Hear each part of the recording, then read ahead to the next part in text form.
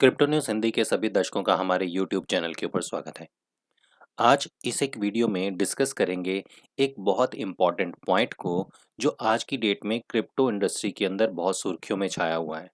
यानी कि इथेरियम ज़्यादा बेस्ट है या सोलाना ज़्यादा बेस्ट है, और क्या सोलाना इथेरियम किलर है, क्या सोलाना इथेरियम को ख़त्म कर देगा। ये सारी चीज़ें आज हम डिस्कस करेंगे इस एक वीडियो में, और पूरे तरीके से तकनीकी आधार पर, बिना किसी एक प्रोजेक्ट की फेवर लेते हुए आपको समझाने की कोशिश ये करेंगे कि कौन सा प्रोजेक्ट ज़्यादा बेहतर है और क्यों। तो आइए वीडियो को शुरू करते हैं। तो सबसे पहले डिस्कस करते हैं हम सोलाना के बारे में। अगर हम सोलाना की वेबसाइट के ऊपर जाएं और सोलाना के बारे में पढ़ें, तो आइए देखते हैं सोलाना कहता क्या है। Powerful for developers, fast for everyone. इनका एक जो पूरा मकसद, अगर आप सोलाना की पूरी वेबसाइट को जाके भी पढ़ेंगे, तो यहाँ पे कहना इनका ये है कि एक लेयर 2 का सॉल्यूशन है। लेयर 2 सॉल्यूशन हम आप लोगों को पहले भी बता चुके हैं। ब्लॉकचेन के ऊपर फास्ट ट्रांजैक्शन हो, जो ट्रांजैक्शन है उसकी स्पीड बहुत ज़्यादा तेज़ हो, इसको कहते हैं स्केलिंग की प्रॉब्लम। और ये स्केलिंग की प्रॉब्लम आज की डेट में सोलाना का कहना ये है कि ये ठीक करता है, क्योंकि यहाँ पे ये 1642 ट्रांज़ैक्शन जो है वो पर सेकंड देता है। इनकी जो ट्रांज़ैक्शन फ़ीस है वो बहुत ज़्यादा कम है, और इनके जो वैलिडेटर्स हैं वो है 9,974 टोटल वैलिडेटर हैं सोलाना के आज की डेट में।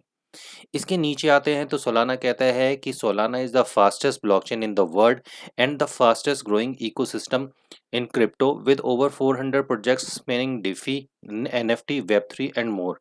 लेकिन यहाँ पे अगर आप इसको देखेंगे तो सोलाना शायद ये गलत कमिटमेंट करता है कि वो दुनिया का सबसे ज़्यादा फास्टेस्ट इकोसिस्टम है, क्योंकि सोलाना से कहीं ज़्यादा बेहतर और कहीं ज़्यादा फास्ट और बहुत सारे ऐसे सिस्टम हैं जो ट्रांजैक्शन फ़ीस की ये बात करते हैं, इससे बहुत कम ट्रांजैक्शन फ़ीस और बहुत सारे प्रोजेक्ट्स की है।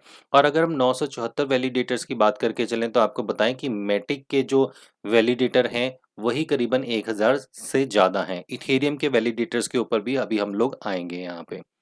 अब यहाँ पे अगर आप ऑल ओवर सोलाना को देखते हो तो ये कहते हैं कि ये डेवलपर के लिए बहुत आसान है। डेवलपर अपनी डिसेंट्रलाइज एप्लीकेशन या अपने प्रोजेक्ट यहाँ पे डेवलप कर सकता है। इसके साथ इसकी ट्रांजैक्शन फीस कम है। ये लेयर 2 का सॉल्यूशन है।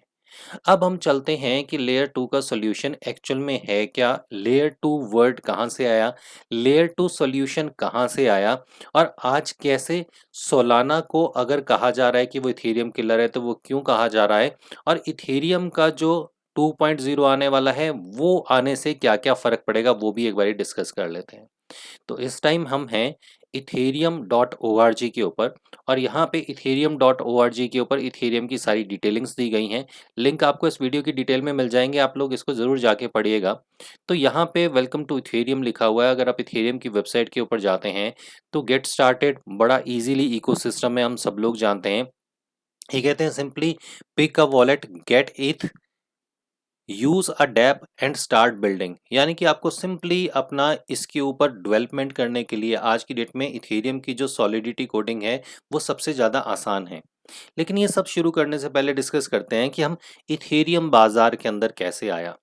लेयर 2 सॉल्यूशन की अगर हम बात करें तो पूरी दुनिया में इथेरियम सबसे पहला तो नहीं कहेंगे, क्योंकि इथेरियम से पहले भी कई सारे ऐसे प्रोजेक्ट आ चुके हैं जो आज मार्केट में बड़े अच्छे लेवल के ऊपर रन कर रहे हैं।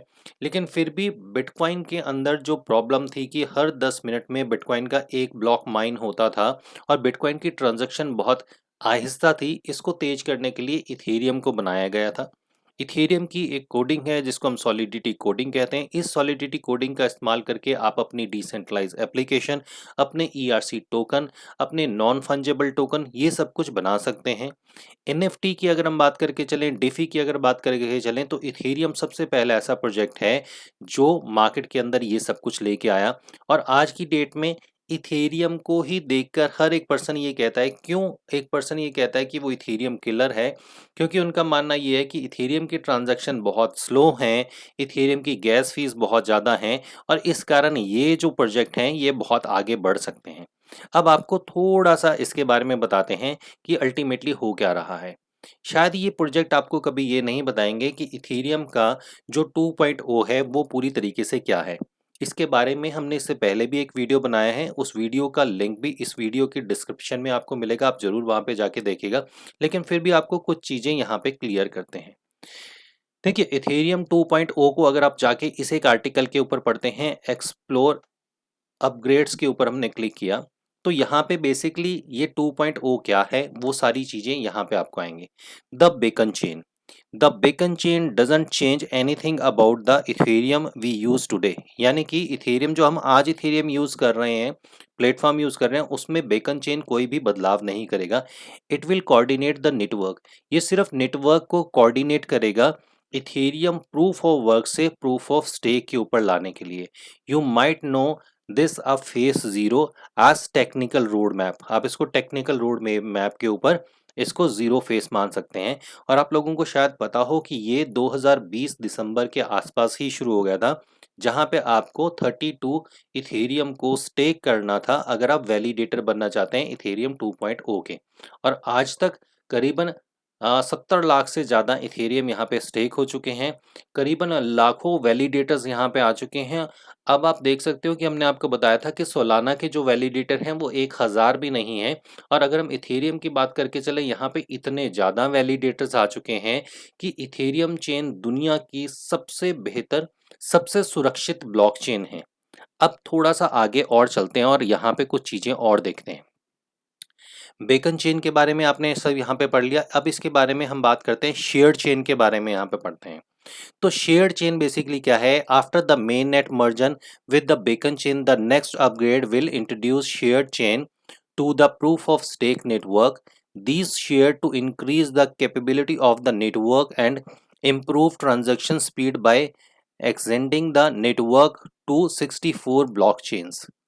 यानी कि जब शेयर्ड चेन आएगी, शेयर्ड चेन का मतलब ये है कि मेन जो ब्लॉकचेन है, बेकन चेन है, जब ट्रांजैक्शन उसके ऊपर आएगी और उसको स्केलिंग की प्रॉब्लम्स को ख़त्म करना है, तो 64 और ब्लॉकचेन शेयर्ड चेन होगी, साथ में चेन्स होंगी जहाँ पे ट्रांजैक्शन को फॉरवर्ड कर दिया जाएगा।